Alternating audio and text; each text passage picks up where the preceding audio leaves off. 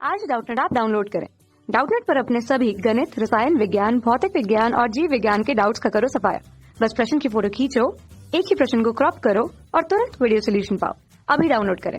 प्रश्न दिया है, एक सिलेंडर में 2 वायुमंडलीय दाब पर 17 डिग्री सेल्सियस ताप पर नाइट्रोजन भरी है। नाइट्रोजन अणु की जो त्रिज्या है लगभग 1.0 एंगस्ट्रॉम है। नाइट्रोजन का अणु भार 28 यू यानी कि आणविक द्रव्यमान मात्रक है तथा बोल्ट्जमैन नियतांक का मान K 1.3 गुणित 10 की घात ऋण 29 जूल प्रति केल्विन है। तो नाइट्रोजन अणु किस आवृत्ति से टकराते हैं हमें बताना है और यहाँ पे 4 विकल्प प्रति सेकंड में दिया गया है। तो आइए हम लोग इस प्रश्न को हल करते हैं और देखते हैं कि कौन सा विकल्प जो है सही हो। तो देखिए, इस तरह से सिलेंडर है जिसपे हमने नाइट्रोजन गैस जो है भरी हुई है। यहाँ पे ताप T का मान देखे तो 17 डिग्री सेल्सियस है। वायुमंडलीय दाब P बराबर हमारे पास यहाँ पे 2 वायुमंडलीय दाब दिया गया है और हमारे पास यहाँ पे अगर हम लोग नाइट्रोजन के अणु की त्रिज्या इसे R से दर्शा दे तो 1.0 एंगस्ट्रॉम है। इसको मीटर में परिवर्तित करेंगे तो हो जाएगा 1 गुणित 10 की घात ऋण 10 मीटर के बराबर। अब हम लोग यहाँ पे देखें तो ताप डिग्री सेल्सियस में इसको केल्विन में परिवर्तित करेंगे तो ये हमारे पास हो जाएगा 273 धन 17 अर्थात हमारे पास यहाँ पे हो जाएगा 290 केल्विन। ताप का मान हमें मिल गया, ठीक है, और वायुमंडलीय दाब भी हमें यहाँ पे प्राप्त हो गया है। अब हम लोग यहाँ पे जो नाइट्रोजन गैस का हमारे पास अणु भार दिया गया है इसे हम लोग कैपिटल M से दर्शा देते हैं जो कि है हमारे पास 28 AMU। इसको हम लोग ग्राम में रखेंगे, ठीक है, AMU में है आणविक द्रव्यमान मात्रक। अब इसको हम लोग किलोग्राम में परिवर्तित कर सकते हैं तो ये हमारे पास हो जाएगा 28 गुणित 10 की घात ऋण 3 किलोग्राम के रूप में।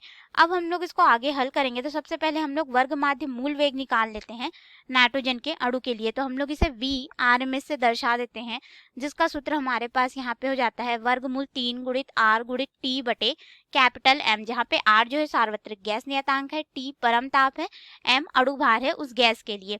तो इस समीकरण में मान रखेंगे तो हमारे पास वर्ग माध्य मूल वेग आ जाएगा जो कि हो जाएगा वर्गमूल 3 गुणित R का मान हमारे पास यहाँ पे हो जाएगा 8.314 गुणित ताप का मान हो जाएगा 290 केल्विन, फिर बटे में हमारे पास मान जिसे हमने किलोग्राम में परिवर्तित किया था 28 गुणित 10 की घात ऋण 3। अब इस पूरे मान को जब हम लोग हल करेंगे तो हमारे पास यहाँ पे मान जो है लगभग हो जाता है, पूरे मान को हल करने के पश्चात लगभग VRMS बराबर हो जाएगा हमारे पास 508.137 हमें यह मान प्राप्त होगा और वह मीटर प्रति सेकंड में होगा। तो वर्ग माध्य मूल वेग निकाल लिए। अब हम लोग यहाँ पे निकालेंगे फ्री पाथ जो होता है जिसे हम लोग पथ के नाम से जिसे हम लोग लैम्डा से दर्शाते हैं। तो इसका हमारे पास यहाँ पे सूत्र हो जाता है बोल्ट्जमैन नियतांक K गुणित परम ताप T बटे यहाँ पे हो जाता है वर्गमूल 2 गुणित यहाँ पे हो जाता है D का वर्ग यानी कि उस सिलेंडर का व्यास गुणित हमारे पास हो जाएगा वायुमंडलीय दाब P। इन सभी मानों को हम लोग यहाँ पर हमारे पास यहाँ पे नाइट्रोजन अणु का व्यास हो जाएगा, ठीक है। तो यहाँ पे जो मुक्त पाथ है लैम्डा, इसका मान हमारे पास हो जाएगा बोल्ट्जमैन नियतांक का मान K का मान रखेंगे जो कि बोल्ट्जमैन नियतांक है, लगभग ये हमारे पास होता है 1.38 गुणित 10 की घात ऋण 23 किलोग्राम प्रति मीटर किलोग्राम मीटर का वर्ग प्रति सेकंड प्रति केल्विन में हमारे पास होता है, ठीक है।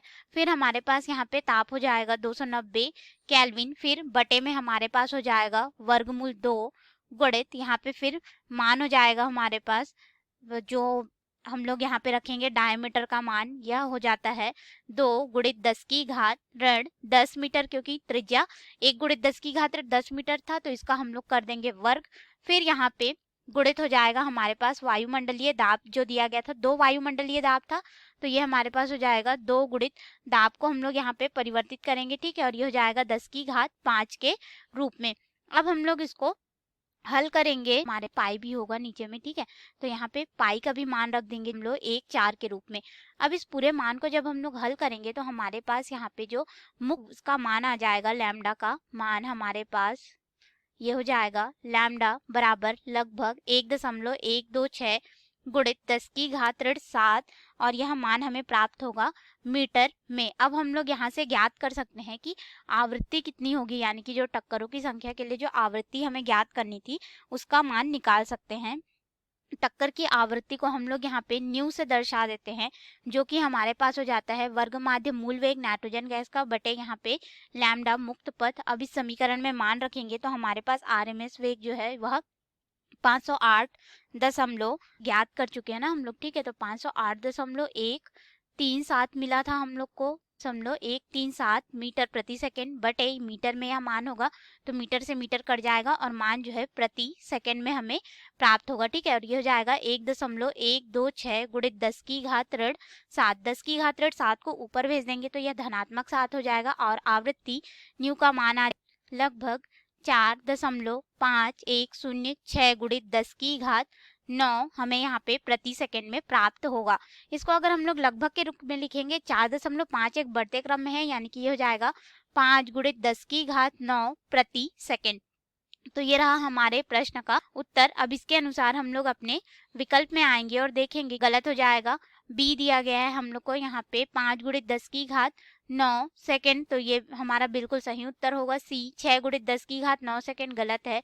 डी 8 गुणित 10 की घात 9 सेकंड, ये भी गलत हो जाएगा, यानी कि सही विकल्प जो है बी विकल्प होगा। धन्यवाद। कक्षा 6 से 12वीं से लेकर नीट, IIT, JEE वो एडवांस के लेवल तक 1 करोड़ से ज्यादा छात्रों का भरोसा।